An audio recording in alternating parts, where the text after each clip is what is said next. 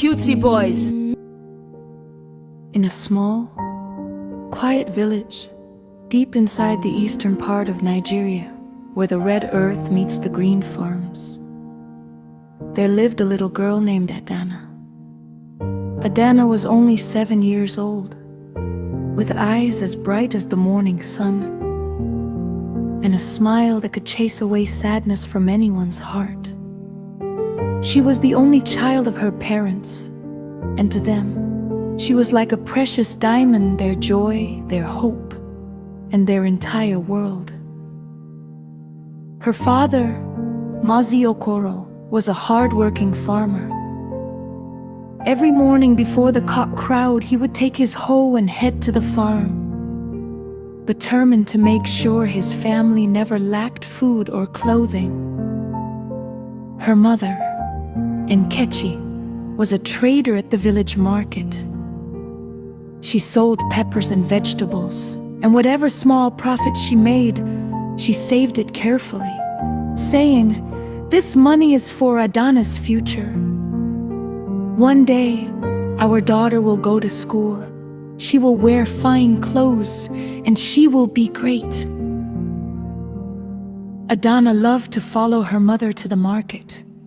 She would sit quietly on a small mat, watching people pass by while singing sweet songs in her soft, childlike voice. Everyone in the village knew her. They called her our little sunshine because wherever she went, happiness followed.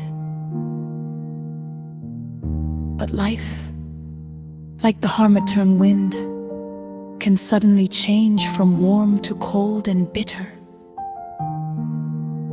It was a Tuesday afternoon, when the sky turned dark and heavy with rain.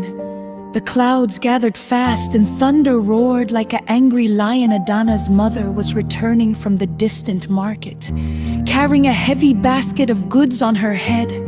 Adana, who had run out to meet her mother, saw her slipping on the muddy path. She ran as fast as her little legs could carry her, crying out, "Mama! Mama!"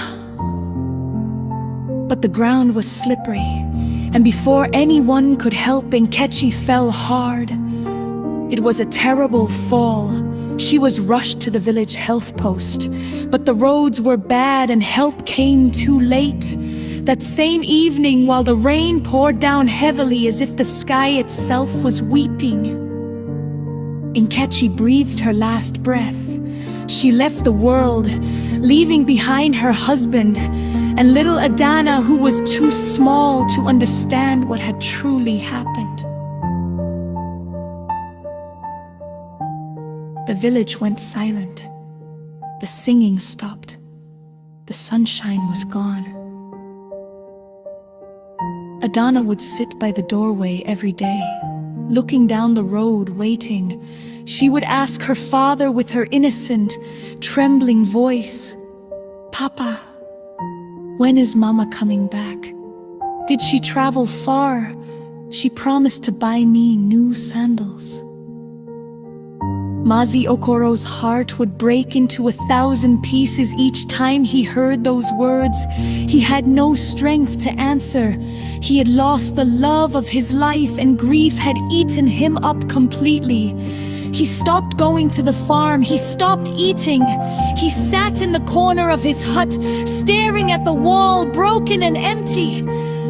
The little money they had saved began to finish. Hunger came knocking at their door. Weeks turned into months. Adana, who used to be plump and glowing, began to fade away. Her clothes became loose on her small body. Her cheeks sank in, and those bright eyes that used to shine were now dull and filled with confusion.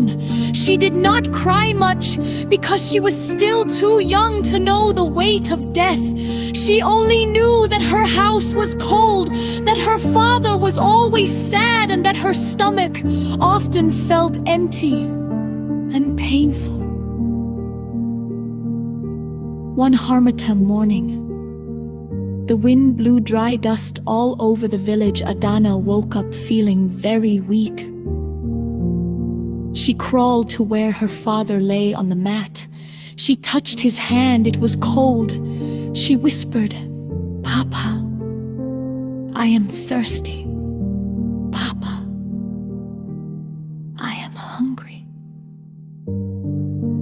But Mazi Okoro did not move the pain of losing his wife. The sorrow of poverty and the burden of life had finally taken him too. He had slipped away quietly in his sleep, leaving his little daughter all alone in the wide, cruel world. Adana sat there beside him, holding his hand, calling his name over and over. "Papa, wake up. Papa, let us go to Mama." No answer came.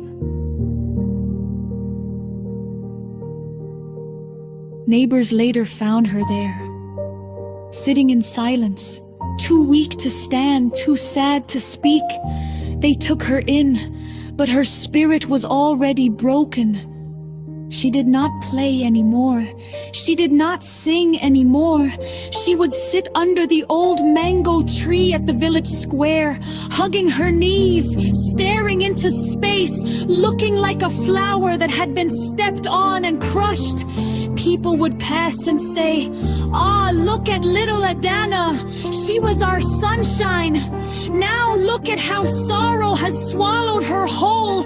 2 parents gone in a blink, and this child is left behind to face the world alone. Is this how life treats the innocent?" That little girl, who once carried so much joy, now carried a sorrow too heavy for a grown man, let alone a child of 7. Every night, under the stars, she would look up and whisper softly, "Mama, Papa, I am here. Come and carry me. I am tired."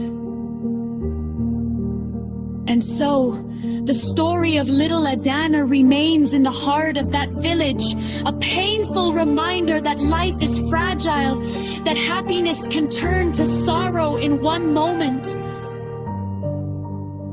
and that the tears of a child are the heaviest thing on earth.